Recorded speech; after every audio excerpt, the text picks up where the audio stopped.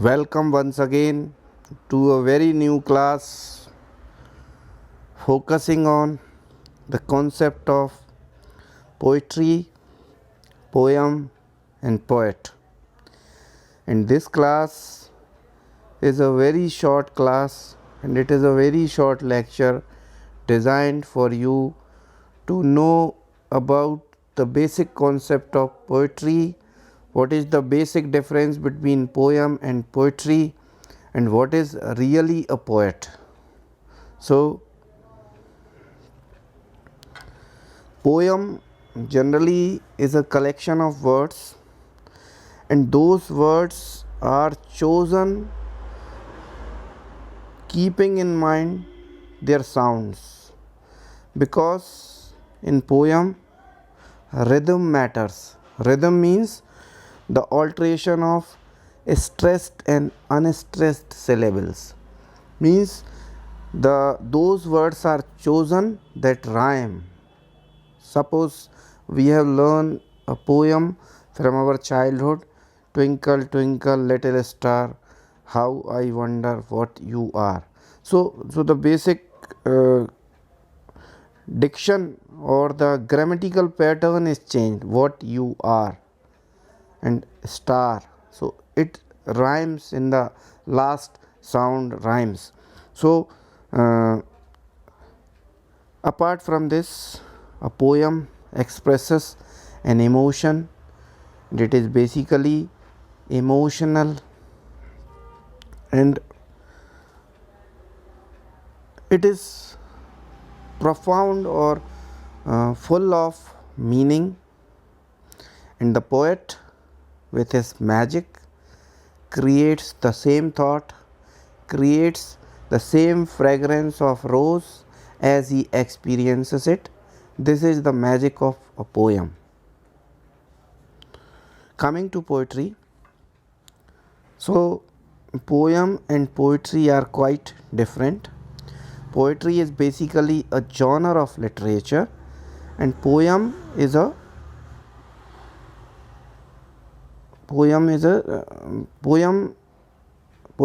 genre of literature, and we write poem under poetry. So poetry is defined as a metrical writing in verse, means there is a rhythm and pattern in poetry, and each and every word is selected keeping in mind its sound, so that it can produce a combined musical effect. Poetry is an act of composing poems. Poetry's meaning is more wider than poem, and the last aim of poetry is to give pleasure to its readers. It is a creative activity. We cannot limit it to poets. It is a creative activity, and it is used by poets, artists, painters, and even scientists to use poetry, and it is a creative art. And poem is only a way to express that art. It is generally a fragrance of all human knowledge and thoughts, means whatever we know, whatever we have learned as a human beings, whatever thoughts we have developed in this living as a human being in this society, poetry is the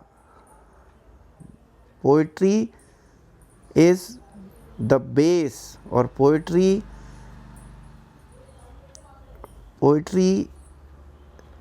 is the last limit of that knowledge. So many poets and critics have given various definitions of poetry. Wordsworth describes poetry as a spontaneous overflow of powerful feelings. Each and every word in this definition has a deep, and it is full of rich with meanings. The first word spontaneous means continuous. Overflow means when the poet is filled up to the brim, when his mind is filled with thoughts, and when he want to communicate his thoughts with the readers, then he expresses it through his poems. Powerful feelings. The readers are not interested in personal feelings or weak feelings. The powerful feelings appeal to their senses, to their emotions, and so powerful feelings are very important. Dylan Thomas, another poet, he gives another beautiful definition of poetry. Poetry is what make me cry or laugh. So it is a very personal definition of poetry given by Dylan Thomas. So whatever we learn as a human being in the society, whatever thoughts we have developed in the living as a human being in the society, poetry is a compendium. Poetry is a whole of all these knowledge and thought in the society. So coming to the difference between poem and poetry. Poem is a very narrow term and it is a product of poetic inspiration. Means it is only a piece of literature, while poetry is a whole art, and poetry has a wider meaning. It cannot be limited to poem alone. It can be used in painting, sculpture, and various forms of arts. So poem is a form of expression, and poetry is the motivational force behind all the creative activity. Whatever creative activity are done by an artist, by a painter, by a singer, by a dancer, all belongs to the fine arts called poetry. So in the process of creation, of artistic creation, poetry is the process. Poetry is the process and the product is poem. So in the process of artistic creation, or poetry is the process and the product which comes out of that process is poem. So one is very wider and one is narrower. One is a part of another thing. So poetry is a art form and poem is a literary piece of art. One literary piece of art. Then coming to the poetry is a form of art and a poem is a piece derived from poetry. So poetry is much wider than a poem. Then poetry means collection of poems. Poetry means collection and poem is a single poem. So a poet, when he composes poem, he creates poetry. Means the process is poetry and the product is poem. So this is the basic difference between poem and poetry. A poem is the fundamental unit of poetry and poetry is made of poems. So each poem and poetry should not be confused, though most of the people used both these things as synonyms, but poetry is a larger one and poem is only a part of poetry. Coming to the next issue dealt by me in this lecture, that who is a poet? Generally, a poet is not an average man with an average thought process. He is a man with a developed mind and he is a very keen observer of life, things, manners, and his mind is more developed than a common man. It is but natural and it is true about poet. And generally a layman's definition for a poet is one who composes poems is a poet. And occasional composer is never called a poet, he is called a versifier, means a person who writes poems continuously, he will only be called a poet. Then coming to the more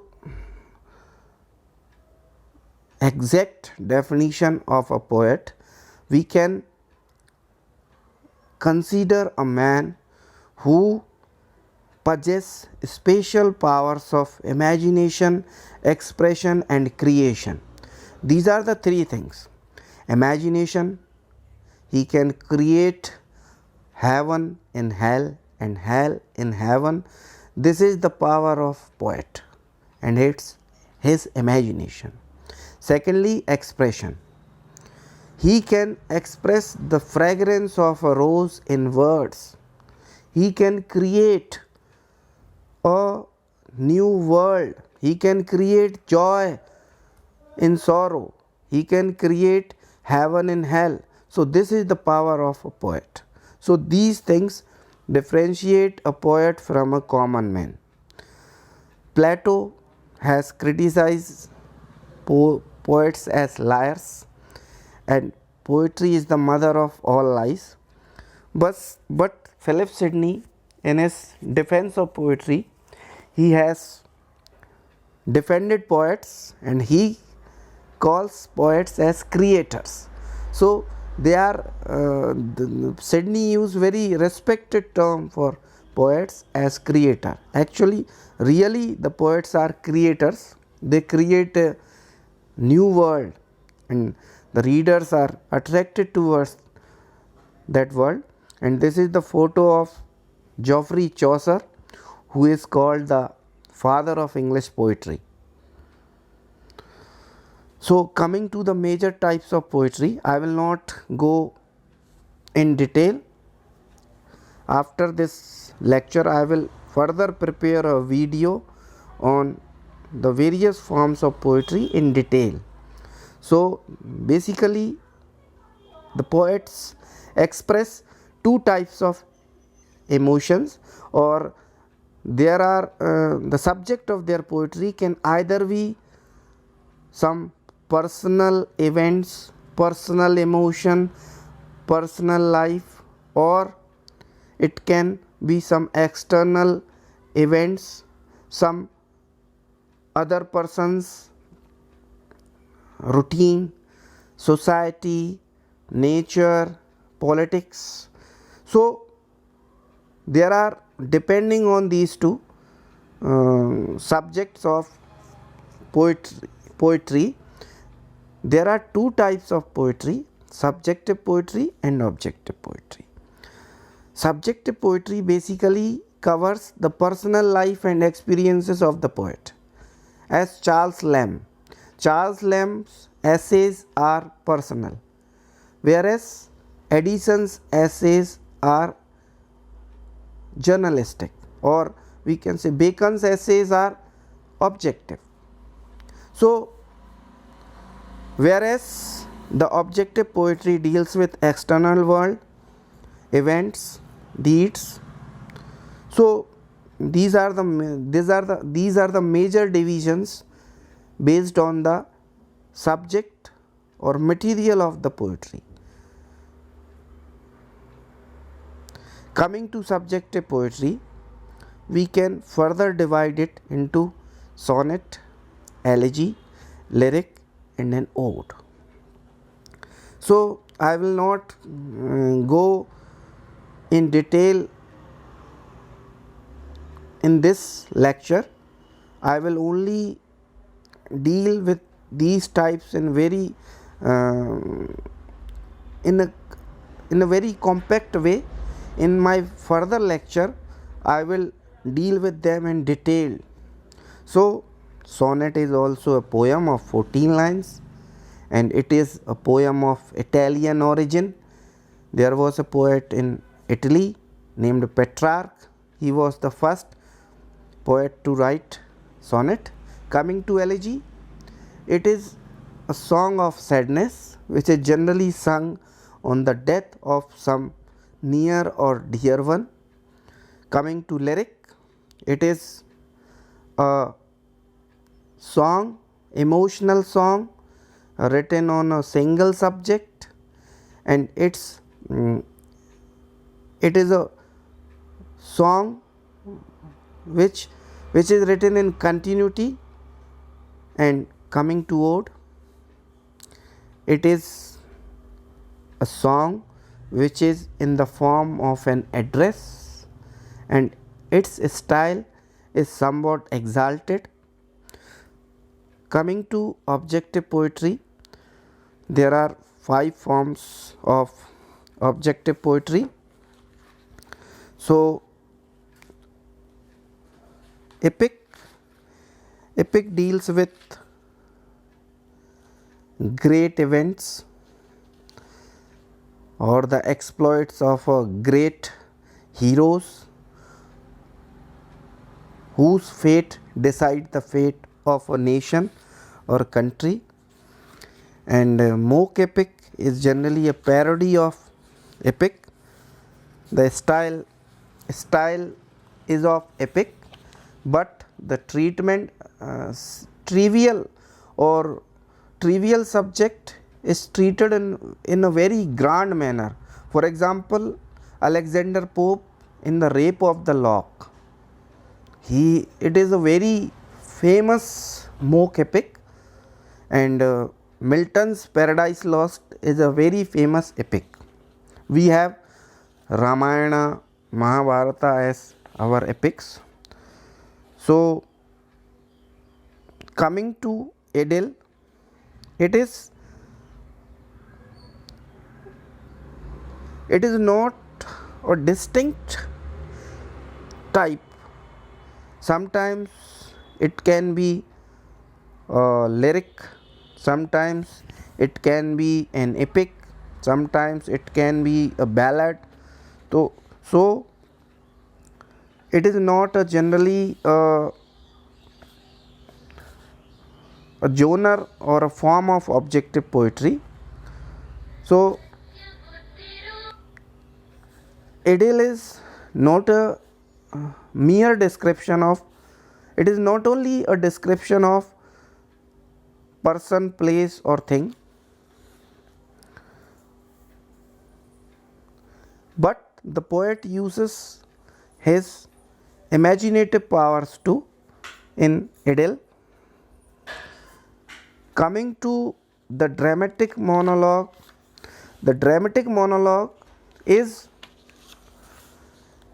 the speech of a character in a drama, and there is no speaker in this speech, and a single person speaks this speech, and it throws light on the coming action, or it shows the internal working of the character's mind. It is close to soliloquies, but it is not soliloquy.